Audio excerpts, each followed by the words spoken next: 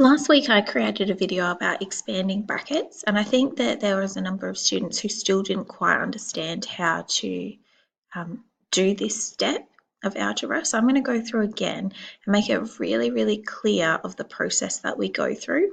I'm not going to use the formula that I showed last time. I'm only going to use the arrows as a representation of exactly what it is that you need to do.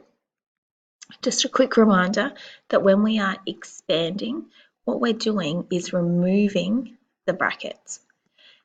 Your question might ask you to solve, which means that you'll then replace the variable with a number, or it might ask you to simplify once you have expanded and removed the brackets, and that means that you're going to collect the like terms, or make the expression smaller. So this is our process. We have our bracket here, our expression, 4 bracket x minus 2 bracket. What we need to do is multiply whatever's outside the bracket by what's inside the bracket. So we've got 2 terms inside the bracket, and we need to multiply 4 by both of those terms. So we start by doing 4 times x, which equals 4x, and then we do 4 times minus 2. 4 times minus 2, which is minus 8. So I'm then going to put these two answers together into one expression, 4x minus 8. So the first thing that I did was times 4 by x, and then I times 4 by minus 2. And you can see these parts here. I'm going to do it again. It's a slightly larger expression, and we've got more variables that we're dealing with, but it's the same process. Whatever is outside of the bracket, 2a, we're going to times or multiply by what's inside, and we've got 2 terms again. So I'm going to times 2a by a, and if I've got a times a, it becomes a squared. A times a times a be a to the power of 3, and so forth. So here, the 2, there's nothing to multiply by, so it remains 2, but the a and the a can multiply by each other, so it becomes 2a squared. And then, so I've multiplied one term, I'm then going to multiply 2a by 5b, multiply the 2 coefficients, which is 10, and then a times b is ab, remembering that really what we're signifying is there's a small times in here. So I'm then going to put these two together. We've got a plus here, so it becomes 2a squared plus 10ab. Now I can't make this any smaller, even though we've got an a here and an a here, because this one has a squared number.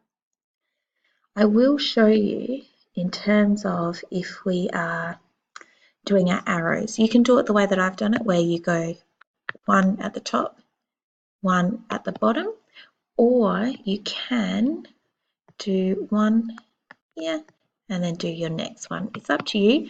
Ultimately, you have to multiply whatever's outside the bracket by what's inside the bracket.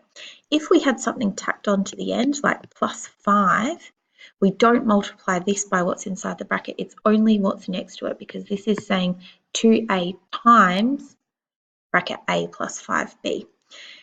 Mathematicians are lazy, so whenever you see a number and a letter squished together, there's a times inside.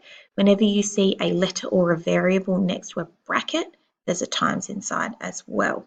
The only time it's not is there's no times here, and there's no times here. Okay, my last example, we're doing an expression which has 2 brackets within it. So we start with our first one, and we're going to do what's outside the bracket times by what's inside the bracket. So 5 times a equals 5a, and then we're doing 5 times 2b, which equals 5 times 2 is 10. There's only b, so it's b. So this part starts as 5a plus 10b. I'm going to put that there ready. A plus drops straight down. I'm going to do the same thing here. A times 4 equals A4, but we always write the coefficient first, so it's 4A. And then we do A times minus 2A. So it's going to be minus 2 because there's nothing in front. Well, there's a 1 there, but we don't need to put that there because mathematicians are lazy. And we do A times A, which is A squared. And so I've got 4A minus 2A squared. So now I've got this long expression along here, and I can identify that this one here and this one here are like terms. So I can collect those together. 5A plus 4A is 9A. We've got plus 10B minus 2A squared.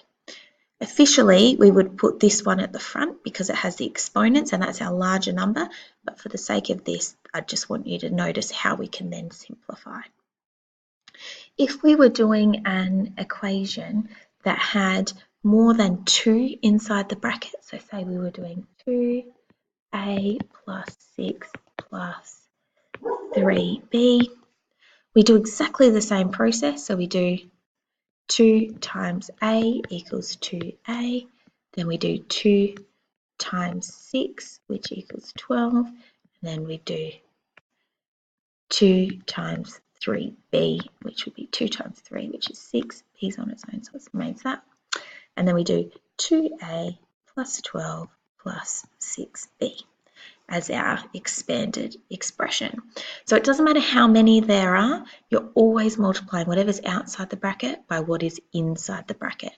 The arrows ensure that we don't forget anything and that we do it in order. And it's as simple as that.